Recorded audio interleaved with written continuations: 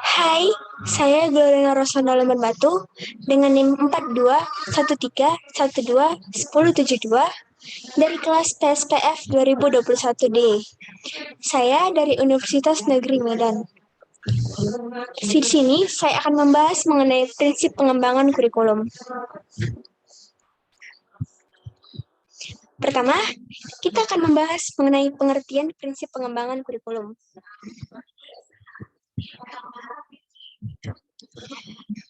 Yaitu kegiatan pengembangan yang merupakan penyusunan, pelaksanaan, penilaian, penyempurnaan kurikulum. Istilah pengembangan ini menunjukkan kegiatan yang menghasilkan suatu alat atau cara yang baru. Prinsip yang akan digunakan dalam kegiatan pengembangan kurikulum merupakan kaidah atau hukum yang akan menjiwai suatu kurikulum. Berikutnya, tujuan pengembangan kurikulum. Tujuan pengembangan kurikulum adalah sebagai acuan untuk mengembangkan pembelajaran dalam mencapai pendidikan yang bermutu dengan standar yang jelas, target yang terukur, dan budaya yang akan dicapai. Sumber pengembangan kurikulum. Ada 4 sumber pengembangan kurikulum. Yang pertama, data empiris atau empirical data.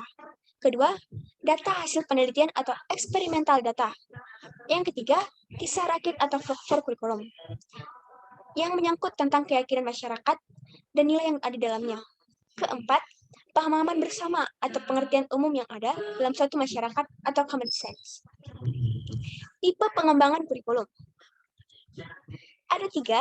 Yang pertama, kebenaran utuh atau menyeluruh.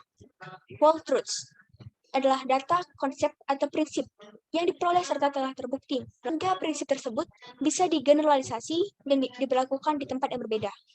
Kedua, kebenaran parsial atau partial truths adalah data, konsep, atau prinsip yang diperoleh dan telah terbukti melalui penelitian atau percobaan, namun sifatnya masih belum bisa digeneralisasikan di tempat yang berbeda karena data yang terbatas dan tidak bersifat umum. Ketiga, anggapan atau dugaan. Dugaan atau hipotesis merupakan anggapan yang merupakan hasil dari pemikiran. Selanjutnya, kita akan membahas mengenai prinsip pengembangan kurikulum. Kedua, prinsip khusus. Prinsip umum yang memuat pertama prinsip relevansi, memiliki makna atau seserasi.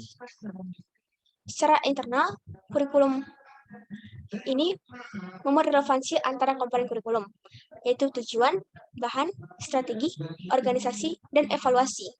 Secara eksternal, kurikulum memiliki relevansi tuntutan sains dan teknologi, tuntutan dan potensi siswa, serta tuntutan dan kebutuhan pengembangan masyarakat.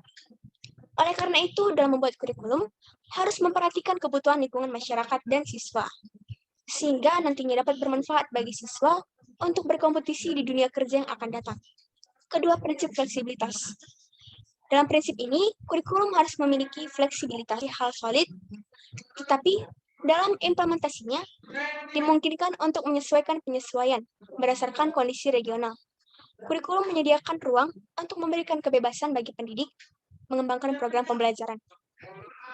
Ketiga, prinsip kontinuitas. Di sini adalah berhubungan maknanya, yaitu keterkaitan antar kurikulum dari berbagai tingkat pendidikan, sehingga tidak terjadi pengulangan bahan pembelajaran yang berakibat jenuh baik pada guru maupun peserta didik. Pengalaman belajar harus memperhatikan kesinambungan. Yang keempat, prinsip efisiensi.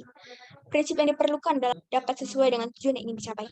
Siswa mengimplementasikan program pembelajaran lain karena upaya itu diperlukan agar dalam pengembangan kurikulum dapat memanfaatkan sumber daya pendidikan secara optimal, cermat, dan hasil yang memadai. 5. Prinsip efektivitas. Dalam prinsip ini, 2 aspek yang diperhatikan. Pertama, efektivitas mengajar guru. Kedua, efektivitas belajar siswa. Efektivitas mengajar guru, jika masih kurang efektif dalam belajar mengajar, maka itu akan menjadi bahan pertimbangan dalam mengembangkan kurikulum masa depan, yaitu dengan mengadakan pelatihan, workshop. Aspek efektivitas belajar siswa terkait dengan metodologi pembelajaran, sehingga apa yang direncanakan dapat tercapai dengan metode yang relevan. Implementasinya, bagaimana tujuan pengembangan kurikulum ini dapat meningkatkan kualitas pembelajaran.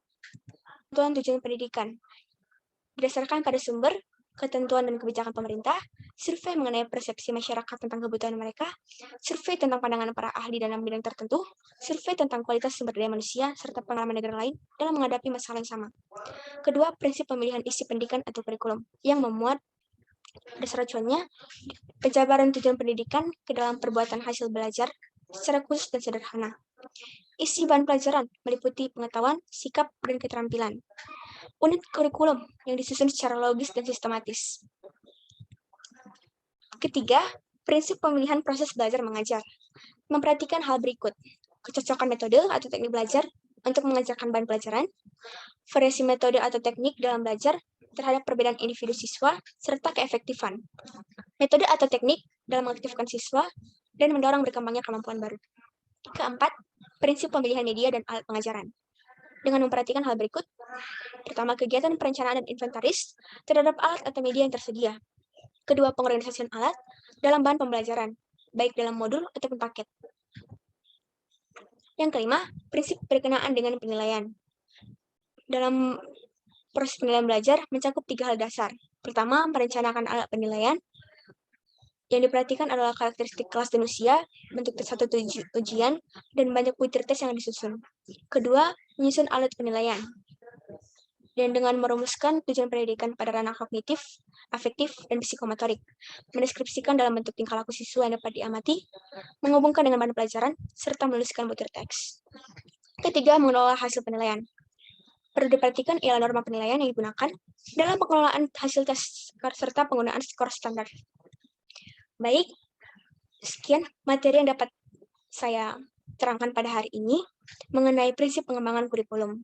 Terima kasih. Semoga video kali ini bermanfaat bagi teman-teman semua.